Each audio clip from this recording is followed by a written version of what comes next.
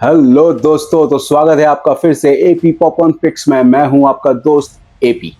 तो बात करेंगे आज the breakdown of Dhurandhar 2 trailer. जी हाँ दोस्तों, आज हम इस ट्रेलर का ब्रेकडाउन करेंगे। वैसे तो इस मूवी की आंधी चल पड़ी है, बस अब हमें इसे डिकोड करना है। वैसे रिलीज होने में ज़्यादा देर नहीं है, बस 2 दिन की बात है, फिर हम ये देख पाएंगे ये मास्टरपीस। आई होप ये मास्टरपीस हो पहले की तरह। तो चलिए बिना कोई वक्त गवाए इसका ब्रेकडाउन शुरू करते हैं।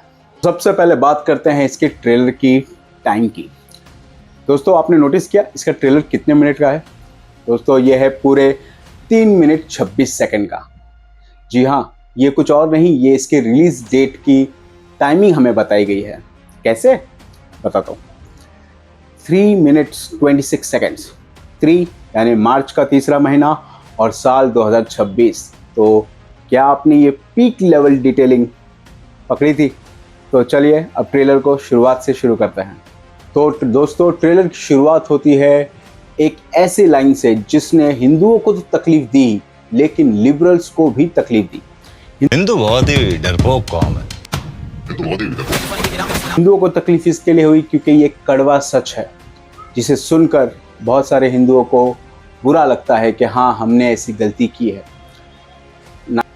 90s से लेके 2014 की बात करोगे तो ये वो दौर था जहां पाकिस्तान हमें जख्म पर जख्म दिया जा रहा था और हिंदुस्तान इन सारे जख्मों को लेकर सिर्फ इनसे याचनाएं कर रहा था। तो हम कह सकते हैं वाकई में ये लाइन सही थी, हिंदू कमज़ोर है। और इससे दूसरी तकलीफ जो इसको हुई है वो है लिबरल्स, क्योंकि उन्हें लगता है कि ये लाइन सुनकर हिंदू कहीं जागरूक ना हो जाए। और ये बात सच है, अब काफ़ी हमने सीख लिया है, अब हम जवाब देने लगे जिसकी वजह से इन लोगों को ज़्यादा प्रॉब्लम होती है।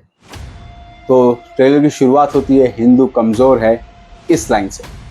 वैसे इस लाइन को जैसे ही बोला जाता है वैसे उसके कुछ ही देर बाद हम रणवीर सिंह के एक रेड अवतार में देख सकते हैं। वो अपना पूरा गुस्सा और फ्रस्ट्रेशन उस आतंकवादी को मारकर निकाल रहे हैं और वो इंडिकेट करता है हम सभी हिंदुओं का दर्द।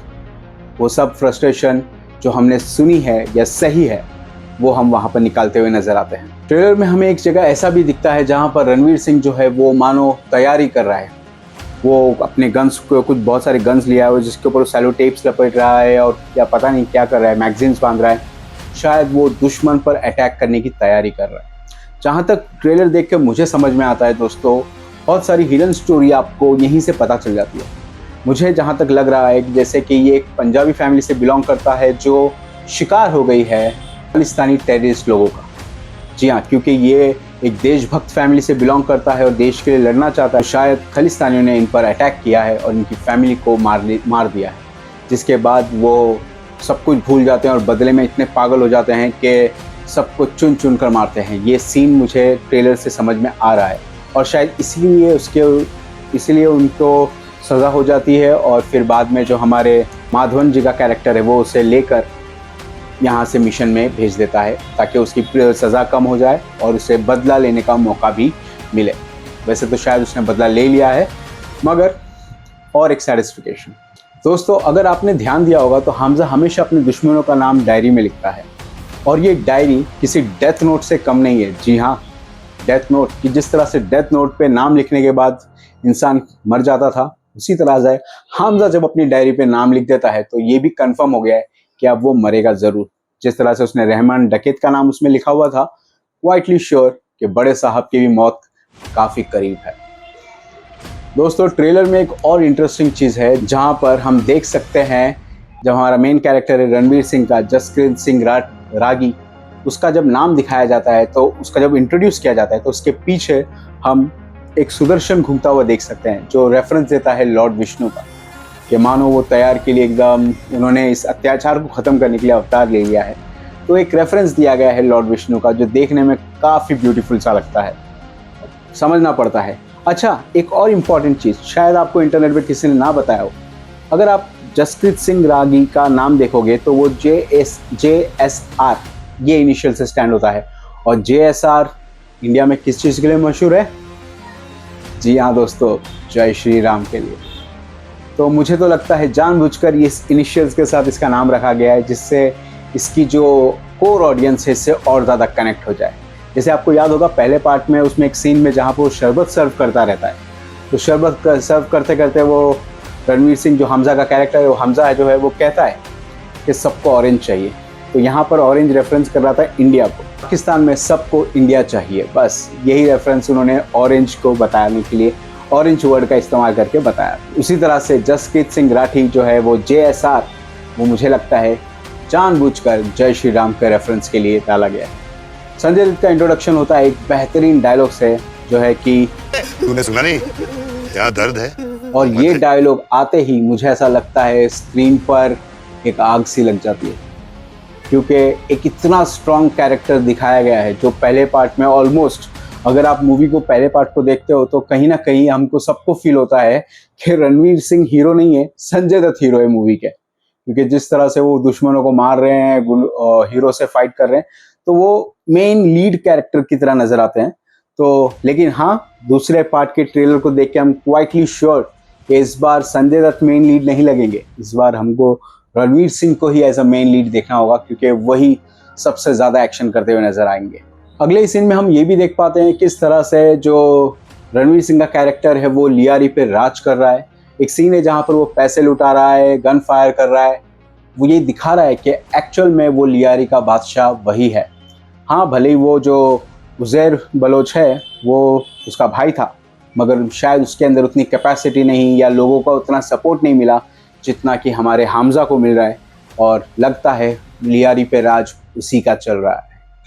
आगे ट्रेलर में हम देख पाते हैं अर्जुन रामपाल यानी मेजर इकबाल की एक क्रीपी स्माइल। वो स्माइल इतनी क्रीपी थी ना, और उसके सोने के दांत, मन कर रहा था वहीं पर दांतों को तोड़ दो। पाकिस्तानी है ना, इसके लिए मन कर रहा था। तो लेकिन जिस तरह का वो कैरेक्टर प्ले कर रहे हैं ना, उनको देखकर ही आपको गुस्सा आने लग जाता है, आप इरिटेटिंग फील करने लगते हैं। और दोस्तों बिलीव मी, अगर किसी एक्टर जो नेगेटिव रोल प्ले कर रहा है और अगर वो इतना क्रीपी स्माइल दे रहा है और इतनी नेगेटिव वाइब दे रहा है जिसे देखकर आपको गुस्सा आ रहा है, इरिटेटिंग फील हो रहा है, तो आप बिलीव कीजिए कि उसने अपना काम बहुत अच्छे से किया है। हम कह सकते हैं कि he is the best actor, क्योंकि वो ये कर पा रहा है, वो एक्चुअली अपनी नेगेटिविटी हमको दिखा पा रहा है। तो उनका काम तो काफ़ी अच्छा लग रहा है। इसमें एक जगह है जो वहाँ पर अर्जुन रामपाल यानी मेजर इकबाल जो है वो बताते हैं कि उन्होंने एक इंडियन ऑफिसर का सर काट कर जो पाकिस्तान के प्रीवियस प्रेसिडेंट थे या प्राइम मिनिस्टर थे उनको गिफ्ट किया था।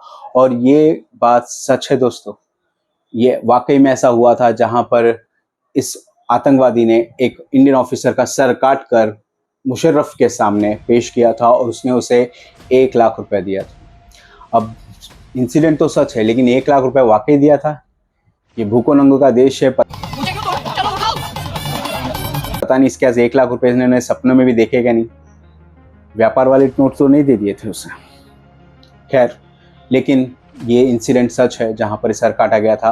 तो ये डायलॉग भले ही सुनने में एंटरटेनिंग या फिर फियरफुल लगता हो, लेकिन ये एक सच्चाई है जो बहुत ही बुरी चीज़, डार्क बना देती है इस ट्रेलर को। एक जगह पे हम ये भी देख पाते हैं कि ट्रेलर में जो रणवीर सिंह है वो शायद प्रैक्टिस कर रहे हैं बिफोर गेटिंग इनटू दिस।